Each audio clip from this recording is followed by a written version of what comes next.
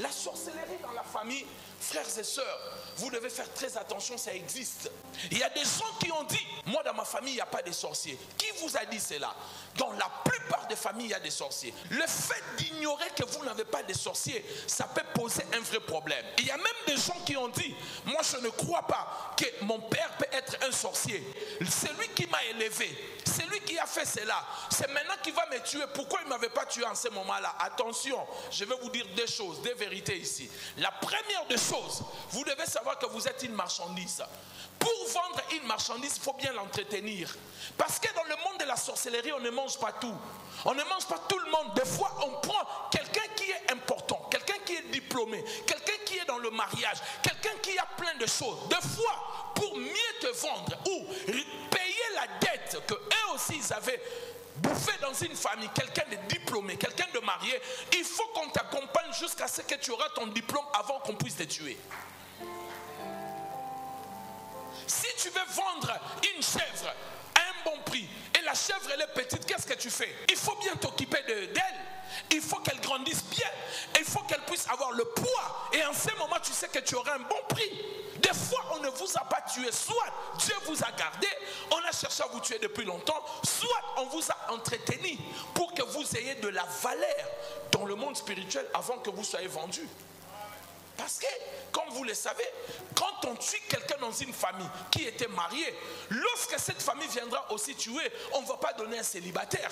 Il faut donner, c'est comme la ristourne. Ce que tu as mangé, c'est ce que tu dois payer. C'est pour cela que je vous ai toujours dit, chaque étape de ta vie, chaque saison de ta vie, il faut prier. Et commencer avec un hôtel. Tu te maries, il y a des combats, des réclamations qui attendent à ce que tu puisses être marié.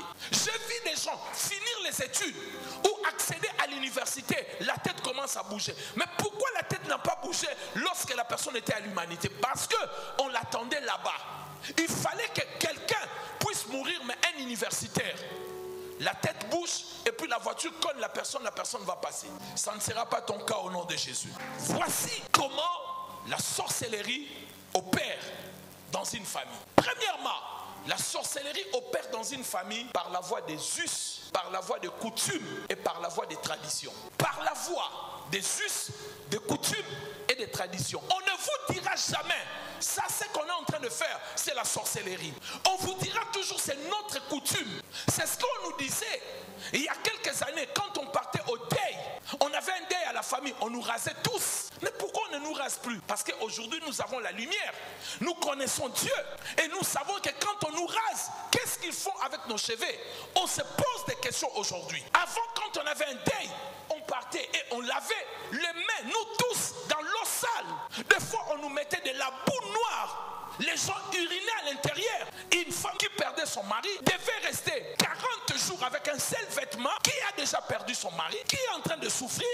Vous allez raser ses cheveux, vous l'humiliez. Alors qu'elle souffre, elle ne doit pas se laver, peut-être ses parties intimes, et rester comme ça pendant 40 jours. Au nom de la coutume, mais c'était la sorcellerie. Nous avons accepté des choses par les us, par des traditions, par des coutumes. Quelle est cette coutume? Moi, chez ma fille, on me dit que mon père ou mon oncle va l'épouser à la naissance. C'est quelle coutume ça? L'enfant n'a pas encore, même pas la minorité, mais elle est déjà mariée à un membre de la famille. Et le jour où elle doit se marier, on doit l'épouser 2 fois. L'épouser chez son oncle qui l'avait épousée quand elle était née et l'épouser maintenant dans la famille. Mais nous acceptons cela. Ça se trouve dans nos traditions et dans nos coutumes. La sorcellerie se loge premièrement dans des traditions, dans des us, dans des coutumes qui sont contraires à la parole de Dieu. Nous aujourd'hui, nous ne devons pas nous fier sur nos traditions, mais plutôt sur la parole de Dieu. Si nos traditions sont contraires à la parole de Dieu, nous rejetons les traditions. Et il y a des chrétiens ici, parmi nous, et d'autres qui nous suivent en direct. Vous faites des libations jusqu'aujourd'hui. Vous avez vos statuettes dans la famille. Quand il y a un problème, vous parlez tout autour. C'est la sorcellerie. Vous nourrissez l'autel de la famille. Quand il y a un problème, il faut aller au village. Et vous arrivez là-bas, on vous dit faites des libations, de l'huile, des vins de palme. Vous jetez tous par terre. Vous commencez à danser. Vous commencez à faire des imprécations. C'est la sorcellerie qui entre. Et vous allez chercher vous-même des sorciers dans la famille. Et les gens ne le savent pas. Lorsque nous lisons dans la parole, Genèse chapitre 29, verset 26, Jacob arrive. Il faut lire la parole de Dieu. Lorsque Jacob arrive chez son beau-père qui était son oncle, La Bible dit Laban était un sorcier dans la Bible hébraïque. Là où on dit Laban, l'araméen, on dit Laban le sorcier. Il était un grand sorcier, son oncle. Le jour où il arrive pour épouser Rachel, on lui dit de travailler 7 ans. Il a travaillé 7 ans. Les jours où on doit lui donner sa femme, la nuit on lui donne la grande sœur. Au lieu de lui donner la petite sœur. Lui aussi ne vérifie pas. Allez, il va avec la grande sœur. Tu as une femme que tu as regardée pendant 7 ans. Quand tu souffrais sous le soleil, même s'il y a les ténèbres dans la chambre, tu ne sauras pas que ce n'est pas elle. Et cette femme-là, Rachel était dangereuse. Parce que Rachel savait que c'est le jour de son mariage. Elle était là, assise avec son mari. Les gens dansent. Mais au moment d'aller dans la chambre, comment sa sœur est entrée? Si elle n'était pas complice. Et puis les gars, ils ne discernent pas. Il prend la grande sœur. Comme il était dans l'abstinence pendant 7 ans. Et puis il se réveille, il regarde comme ça. C'est la grande sœur. Oh! Mais toi, qu'est-ce que tu fais là? Il dit, bon, cette affaire, je dois régler avec mon beau-père. Il va chez son beau-père. Qu'est-ce dit la Bible? Son beau-père lui répondit, ce n'est pas la coutume dans notre région de faire quoi? De marier la cadette avant la grande sœur.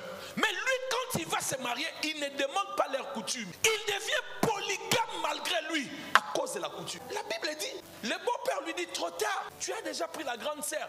Dans notre coutume, la coutume de cette région, de cette province, de là où nous habitons, les petites sœurs ne se marient pas avant la grande sœur. Moi je travaille, j'ai payé la dot. C'est notre coutume. Bon, que dois-je faire? Quand il demande que dois-je faire, écoutez ce qu'on lui dit, la loi de la coutume.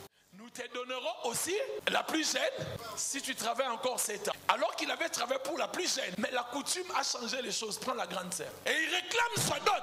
On dit, oh, c'est la loi de la coutume. Travaille encore 7 ans et tu prends la petite sœur. Regarde comment un gars, il devient polygame. Son père n'était pas polygame. Isaac n'a jamais été polygame.